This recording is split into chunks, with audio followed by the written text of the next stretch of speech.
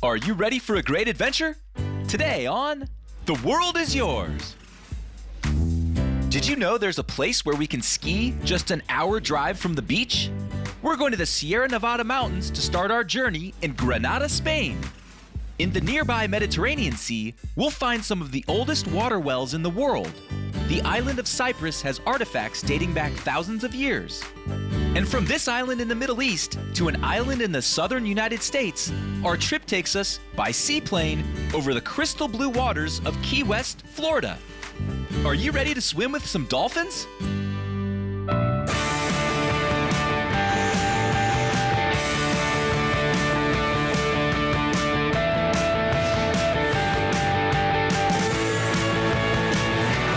The world is waiting, and the world is yours.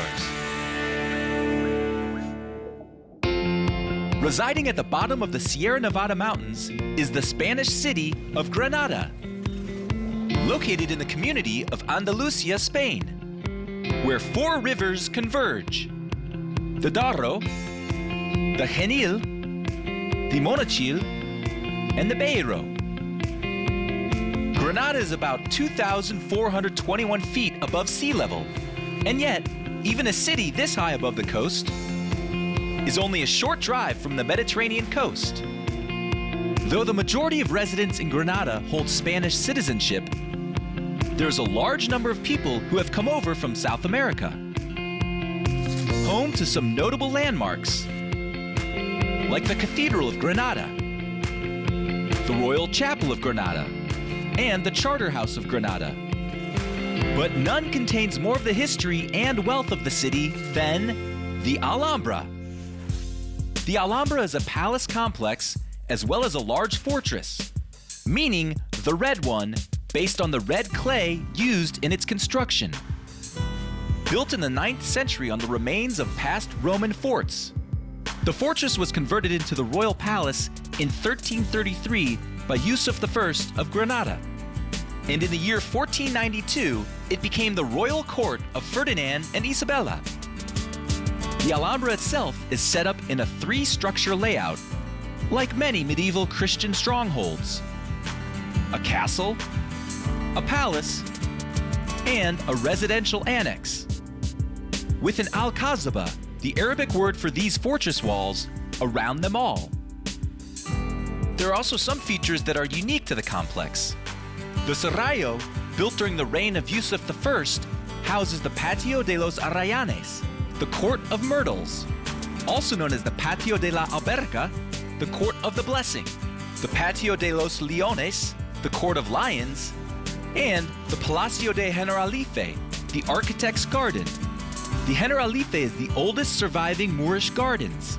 In addition to these majestic and historic landmarks, Granada is also home to another must-visit location: a ski resort located on the northwestern slopes of the Veleta. The Sierra Nevada ski station is the southernmost ski resort in Europe and the highest in Spain.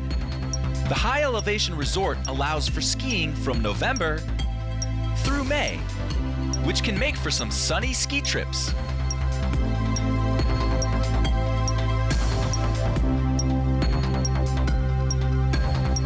Tourists could hit the fresh powder in the morning and still finish the day in the sand. Now that's a good day. When it's time to take a break from shredding the slopes, at the base of the mountain is the resort village of Praroyano. Here we can visit some interesting markets, cafes, and restaurants. The resort has 70 miles of alpine skiing runs. You can ski almost anywhere on the mountain. So much snow, and all above the trees. The most challenging run is the Fuente del Tesoro, the World Cup Giant Slalom. In addition to skiing, the resort has a number of other winter activities. The expanded Merlo Blanco Recreation Zone has an ice rink for skating, toboggans, a type of sledding, ski bikes, and mini skis. And also the longest slopestyle line in Europe, with 71 modules. It's the biggest half-pipe in Spain. In the summer, visitors can hike, bike, horseback ride, and mountain climb. With a cable car and chairlift operating in the summer, we can reach the peak of Valletta and see far into the distance from this incredible vantage point. Once we've cooled down with a hearty bowl, it'll be time to hop over to the coast of southern Spain. In the city of Malaga is where we'll find this international seaport. The port of Malaga has been in use as a trade stop since ancient times. Now, it's the main docking station for cruise ships and transport ships alike, as well as this fleet of Spanish fishing boats. Malaga is included in a region called the Costa del Sol, which translates to the Coast of the Sun, or Sun Coast, and is an entire region of towns along the beaches of southern Spain. This line along the coastal communities is one of the hottest tourist destinations in the country. And there's one town in particular we just have to check out. Benalmádena, about 7 miles from Malaga, is known for its stunning beaches. Then we hit the Benalmádena coast, where we can swim through picturesque waters, even with dolphins. Or take the cable car that crosses Benalmádena from one end to the other, where we can see across the Mediterranean Sea. And when we've reached the top, we'll be able to see breathtaking views of Sierra Nevada.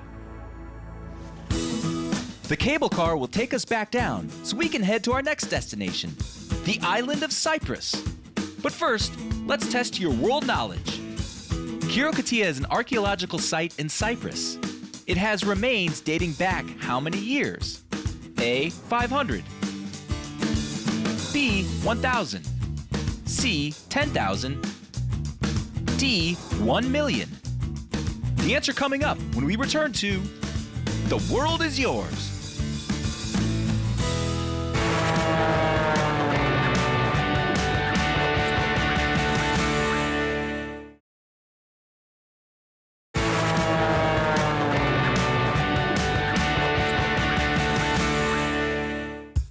We're back. Let's find out the answer to our question. Kyrokatia is an archaeological site in Cyprus. It has remains dating back how many years? A. 500. B. 1,000. C. 10,000. D. 1 million. If you said C. 10,000, you're right. Early inhabitants of Cyprus date back to the Neolithic period, over 10,000 years ago. Wow! In fact, this site is even more important for its evidence of societal cooperation in developing a community. It is one of the most important, as well as best preserved prehistoric sites in the Eastern Mediterranean. Cyprus has about 20 other similar Neolithic sites. Officially called the Republic of Cyprus, this country is the third largest island in the Mediterranean, both in size and population. Because of its location between Middle Eastern countries like Turkey, Syria, Israel, Egypt, and Greece, control of the island gave various empires strategic positioning. First settled by the Mycenaean Greeks in the 2nd millennium before the current era, Cyprus was then occupied by the Assyrians, the Egyptians, the Persians, and then conquered by Alexander the Great, followed by the Romans, Venetians, and Ottoman Empire, before falling under British control in 1878 and officially becoming part of Britain in 1914. Cyprus finally gained its independence in 1960 and joined the European Union in 2004. It is a major tourist destination in the Mediterranean. And Kyrenia is the top city for us to check out. The city of Kyrenia, a port city on the north coast of Cyprus, known for the historic Kyrenia Castle and the Kyrenia Harbor. Ancient logs dating all the way back to the 4th century BCE list Kyrenia as a harbor city.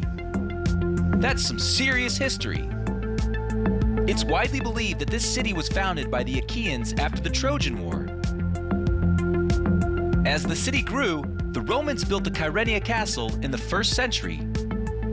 Then in the 9th century, the castle was instrumental in securing the Lusignan rule over Cyprus. It was modified again in the 15th century by the Venetians. It wasn't until 1571 that the city surrendered to the Ottoman Empire. By 1831, the city's population was almost evenly split between Muslims and Christians.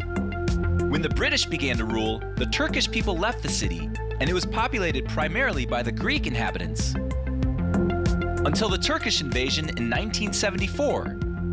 Now the city is home to all kinds of people and serves as the cultural and economic center, as well as the tourist capital of northern Cyprus.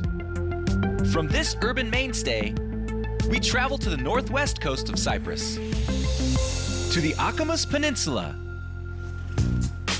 The Akamas is a ridge of raised land on the cape at the northwest point of the Cyprus coast.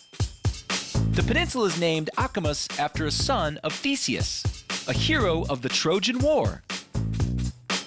At the southern part of the peninsula lies the town of Pagea, and on the northern side, the town of Polis.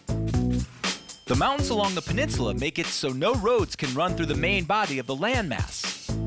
There are a number of landmarks for visitors to see, including the Loggerhead Turtle Sanctuary, the Baths of Aphrodite, where it is believed the goddess actually bathed, and some remarkable gorges, like the Androlico, Petratus Gorge, and the Avakas Gorges, with its high cliffs that merge to form a tunnel with a running stream.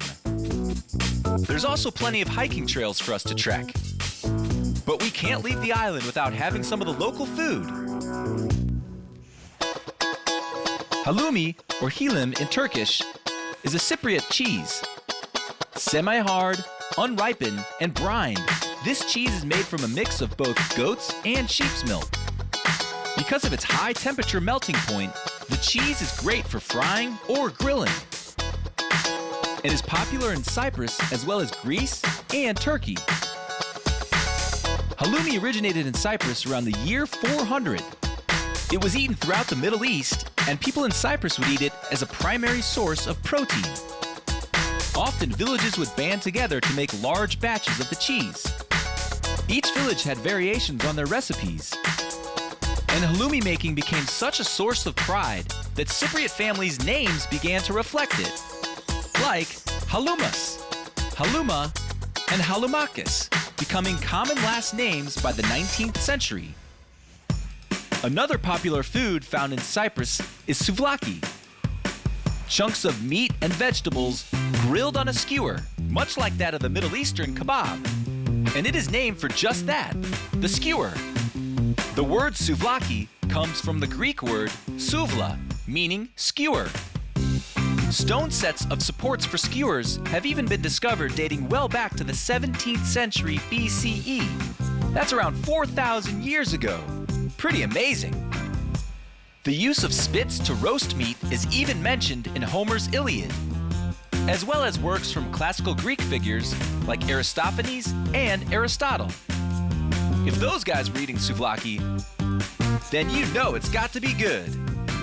And it is. Having filled up on all these variations of Cypriot and Greek cuisine, we're ready to fly across the Atlantic Ocean to our last destination. But first, let's test your world knowledge. Key West is closer to the island country of Cuba than to the city of Miami. About how many miles are between Key West and Cuba? A, 1,000. B, 100. C, 10,000. D, 5,000. The answer coming up when we return to The World is Yours.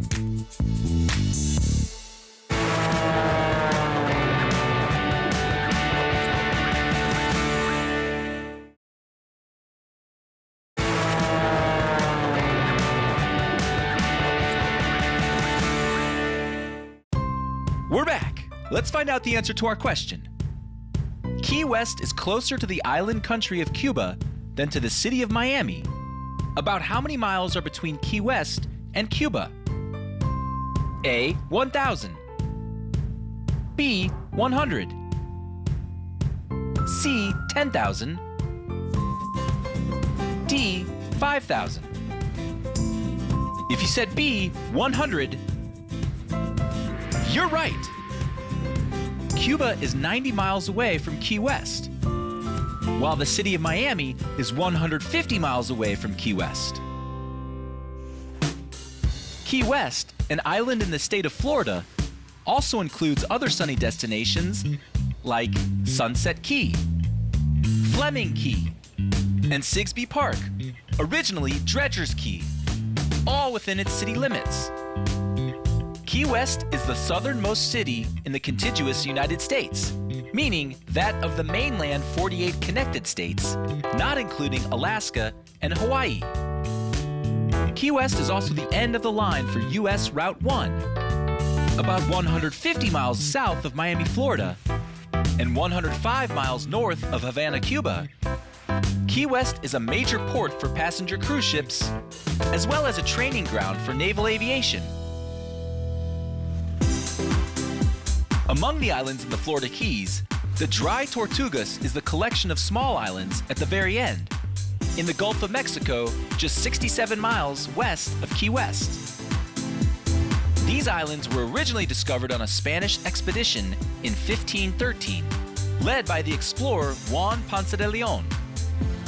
Their name comes from the fact that there's a lack of freshwater springs, as well as an abundance of turtles. This name, first Los Tortugas for the 170 sea turtles taken at the islands, then changed to Dry Tortugas, is the second oldest European place name still remaining to this day. Taking up most of this island, Fort Jefferson is a huge, largely unfinished coastal fortress. It is the largest brick masonry building in the Americas, made of 16 million bricks, covering 16 acres of land. It is the third largest fort in the United States, behind Fort Monroe in Virginia and Fort Adams in Rhode Island. In 1829, when the USS Florida stopped at the Garden Key to check the anchorage, Commodore Josiah Tatnall had a very different opinion of the strategic placement of a base there. He believed the United States would need fortification here to protect against any potential threat in the Gulf, and the islands were perfect for docking ships and protecting the ports for U.S. shipping. Fort Jefferson, named for 3rd President Thomas Jefferson, survived more than a century and numerous wars. In 1992, all of Dry Tortugas, including Fort Jefferson, was established as a national park. And in an area so breathtaking, there's a lot we can do to enjoy this tropical climate and Caribbean water. But first, let's test your world knowledge. The first lighthouse in Key West was a 65-foot tower. When was it built? A. 1605. B. 1776. C. 1825. D. 1876. The answer coming up when we return to The World is Yours.